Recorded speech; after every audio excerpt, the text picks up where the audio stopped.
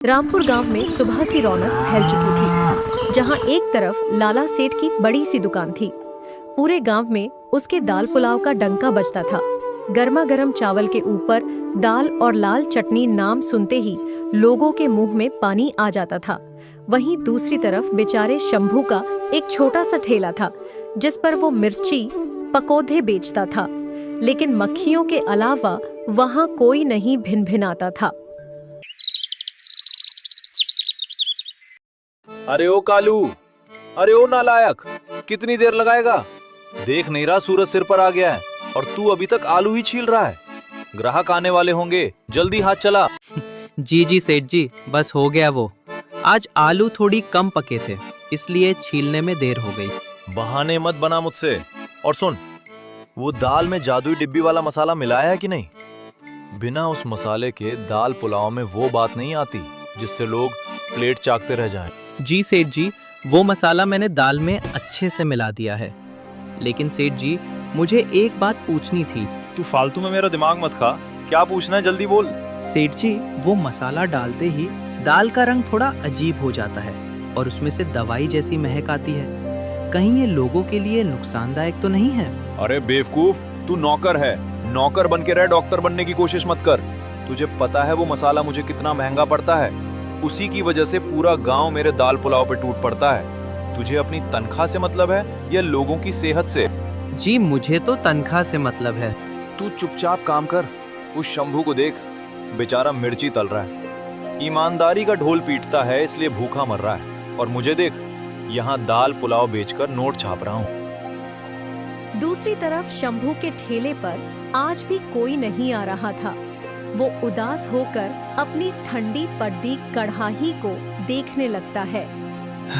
ये भगवान, सुबह से दोपहर हो गई, एक भी ग्राहक नहीं आया। मेरे मिर्ची पकौड़े ठंडे हो गए। अगर आज कमाई नहीं हुई तो माँ की दवा कैसे आएगी? सामने लाला सेठ की दुकान पर पैर रखने की जगह नहीं है और यहाँ सन्नाटा है। देखते ही देखते वहाँ भीड़ बढ़ने लगी। लोग पागलों की तरह लाला सेठ की दुकान की ओर भाग रहे थे। अरे भाई सुरेश, जल्दी चल, लाला सेठ के दाल पुलाव खत्म होने वाले होंगे। कल मैंने खाए थे भाई, क्या स्वाद था। दाल का चटका और लाल चटनी, उफ, रात भर मुंह में पानी आता रहा। हाँ यार, पता नहीं वो दाल और चटनी में क्या मिलाता है। एक बार खा लो तो बस मन करता है खाते ही जाओ। चलो चलो, 2-2 प्लेट खाएंगे। शंभू ने ग्राहकों को अपने ठेले के पास से गुजरते हुए देखा तो उससे रहा नहीं गया। भैया, ओ भैया, गर्मा गर्म मिर्ची पकौड़े खा लो। एकदम ताजी हरी मिर्च और बेसन के पकौड़े हैं, बहुत सस्ते दे रहा हूँ। तीखा और चटपटा खाने का मन नहीं है? अरे रहने दे भाई, तेरे मिर्ची पकौड़े में वो मजा कहाँ जो लाला सेठ के दाल पुलाव में है। हमें तो बस वही खाना है। ग्राहकों की बेरुखी देखकर शंभू का चेहरा उतर गया। उधर लाला सेठ अपनी गद्दी पर बैठा ये सब देख रहा था और जोर जोर से हंसने लगा। देखा दल्लू, इसे कहते हैं जलवा। लोग जहर खाने को तैयार हैं अगर वो स्वादिष्ट हो तो, और वो बेचारा मिर्ची खिला रहा है, फिर भी कोई नहीं पूछ रहा। शाम हुई और शंभू हमेशा की तरह खाली हाथ और निराश होकर घर लौटा।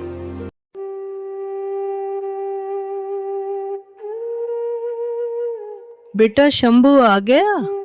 आजा मेरे पास बैठ। आज दुकान कैसी रही? कुछ कमाई हुई? माँ क्या बताऊं, आज भी वही हाल था। वो लाला सेठ पता नहीं क्या जादू करता है, मेरे पकौड़े कोई नहीं खरीदता। माँ, मुझे लगता है मुझे ये काम छोड़ देना चाहिए। हम बर्बाद हो रहे हैं। हिम्मत मत हार मेरे बच्चे। तेरे पिताजी कहते थे कि झूठ के पांव नहीं होते, वो ज्यादा दूर नहीं चल सकता, लेकिन सच कछुए की तरह होता है। धीरे चलता है पर जीतता वही है।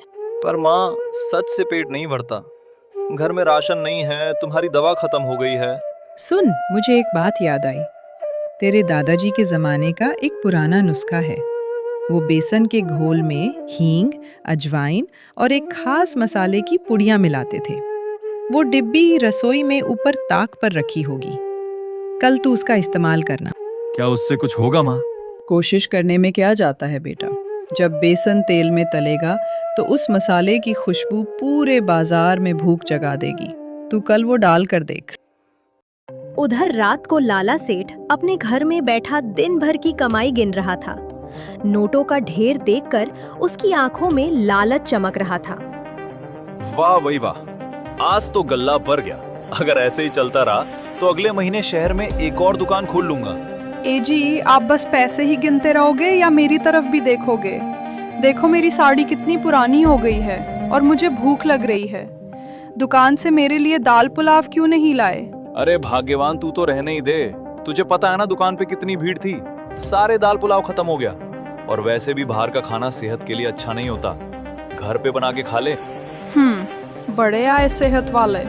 पूरी दुनिया को खिलाते हो और बीवी को घर पे बनाने को कहते हो। मुझे नहीं पता। कल मुझे वो वाले दाल पुलाव चाहिए जिसमें वो खास मसाला डलता है। खबरदार, उस मसाले या दाल पुलाव का नाम भी मत लेना। वो सिर्फ ग्राहकों के लिए है। तू घर में चुपचाप रह। लाला सेठ ने अपने कुर्ते से चुपके से एक काले रंग की शीशी निकाली और उसे अलमारी के लॉकर में छिपा दिया। ये केमिकल ही मेरी ताकत है, लेकिन वैद्य जी ने कहा था इसका ज्यादा इस्तेमाल जानलेवा हो सकता है। इसे बच्चों और घर वालों से दूर रखना होगा। लेकिन लाला सेठ को ये नहीं पता था कि उसकी पत्नी ने उसे शीशी छुपाते हुए देख लिया था। अच्छा, तो ये काली शीशी है वो राज। इसे कितना छुपा कर रखते हैं। जरूर इसमें कुछ बहुत स्वादिष्ट होगा। कल जब ये जाएंगे मैं इसे चख कर देखूंगी।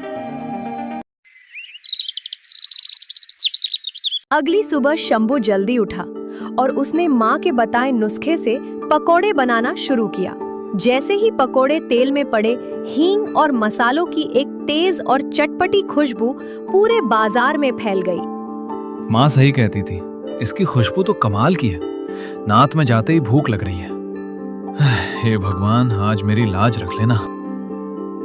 बाजार में आने वाले लोग उस खुशबू से खींचे चले आने लगे। मम्मा मम्मा, कितनी अच्छी और चटपटी खुशबू आ रही है। मुझे वो खाना है। हाँ बेटा, खुशबू तो वाकई बहुत दमदार है। ये तो मिर्ची पकौड़े की खुशबू है। लाला सेठ की दुकान से तो बस बासी दाल की महक आती है, पर यहाँ तो मसाले महक रहे हैं। चलो आज पकौड़े खाते हैं।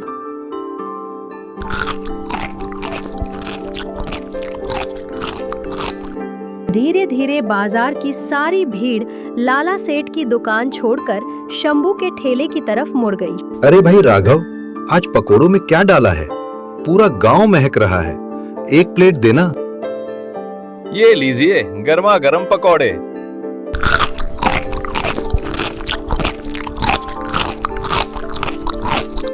अरे वाह भाई, आज तो मजा आ गया।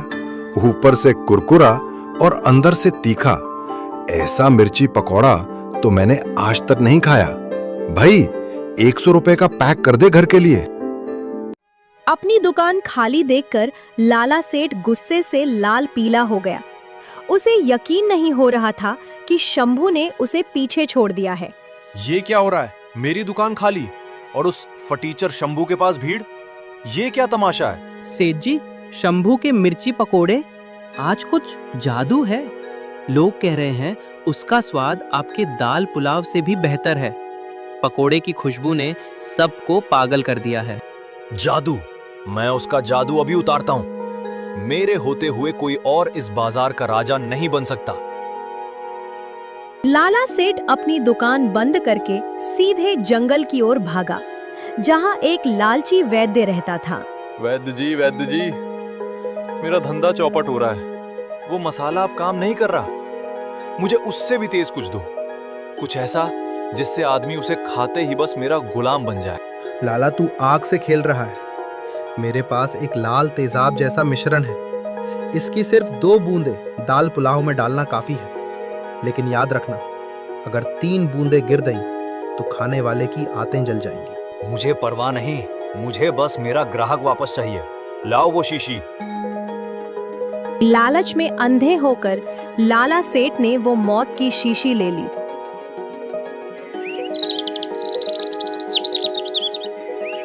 अगली सुबह लाला सेठ दुकान जाने की जल्दी में था। उसने सोचा आज वो शंभू का खेल खत्म कर देगा। आज तो मैं उस शंभू की छुट्टी कर दूंगा, अपने दाल पुलाव में ये नया मसाला डालूंगा, फिर देखना। लाला सेठ अपनी जेब में वो सीसी टटोलता है। अरे नहीं, वो लाल शीशी, वो तो मैं रात को तकिए के नीचे ही भूल आया। तक तेरे की। अरे कल्लू, दौड़ कर घर जा और सुन, सेठानी से वो लाल शीशी मांग कर ला जो मेरे तकिए के नीचे है। जल्दी जा, उड़ कर जा। जी सेठ जी, अभी लाया। सेठ के कहने पर तल्लू घर की तरफ दौड़ पड़ा, लेकिन उसे क्या पता था कि वहाँ एक बड़ा हादसा होने वाला है। लाला सेठ के घर पर सावित्री सफाई कर रही थी, तभी उसे तकिए के नीचे वही लाल शीशी मिल गई। अरे वाह, ये तो वही शीशी लगती है जो सेठ जी कल लाए थे। कितनी सुंदर लाल रंग की है। जरूर इसमें वो सबसे महंगा चटपटा सॉस होगा। आज सेठ जी घर पर नहीं है, मैं इसे अपनी खाने में डालकर रोटी के साथ खाती हूँ। सावित्री ने बिना सोचे समझे उस जहरीली शीशी का पूरा ढक्कन खोला और अपने खाने में पलट दिया। आहा, अब आएगा मजा। जैसे ही सावित्री ने चटनी के साथ एक बड़ा निवाला खाया, उसकी हालत बिगड़ गई। तभी दौड़ता हुआ कल्लू वहाँ पहुँचा। मालकिन सेठ जी ने वो लाल शीशी मंगवाई है। बचाओ, मेरे पेट में आग लग गई। मालकिन, क्या हुआ? कल्लू, वो लाल शीशी मैंने चटनी में डाल दी, सोचा सॉस है, ये तो आग है, मुझे बचा ले। हे भगवान, सेठ जी ने तो जहर मंगवाया था, मालकिन ने जहर खा लिया। कल्लू बदहवास होकर वापस बाजार की तरफ भागा और लाला सेठ के पास पहुंचा। सेठ जी, अनर्थ हो गया, गजब हो गया। क्या हुआ? शीशी लाया या नहीं? शीशी मालकिन ने पी ली। उन्होंने सोचा वो खाने वाला मसाला है। वो घर पे तड़प रही हैं, मर रही हैं सेठ जी। ये सुनते ही लाला सेठ के पैरों तले जमीन खिसक गई। वो सब कुछ छोड़कर घर की तरफ भागा। अस्पताल में डॉक्टर सावित्री का इलाज कर रहे थे। पुलिस भी वहां पहुंच चुकी थी। आपकी पत्नी की हालत बहुत खराब है। अगर आपने सच नहीं बताया कि वो जहर कौन सा था, तो वो नहीं बचेंगी। डॉक्टर साहब, मुझे माफ कर दो। वो एक अवैध केमिकल था। मैंने उसे दाल पुलाव में मिलाने के लिए मंगवाया था। मैं लालची हूँ, मैं पापी हूँ। मेरी पत्नी को बचा लो। तो ये है तुम्हारी सफलता का राज। तुम गांव वालों को दाल पुलाव के नाम पर धीमे धीमे जहर खिला रहे थे और आज उसी जहर ने तुम्हारे घर को डस लिया। साहब, मुझे जेल में डाल दो, फांसी दे दो, बस मेरी चमेली को बचा लो। बस बहुत हो गया ये रोना धोना। चलो अब तुम्हें जेल की हवा खिलाते हैं। मिलावट और जानलेवा केमिकल रखने के जुर्म में तुम्हें लंबी सजा होगी। लाला सेठ को पकड़कर पुलिस ले जाती है। कुछ दिनों बाद बाजार का नजारा बदल चुका था। लाला सेठ की दुकान पर पुलिस का ताला लटक रहा था और राघव की दुकान पर ग्राहकों की भीड़ थी।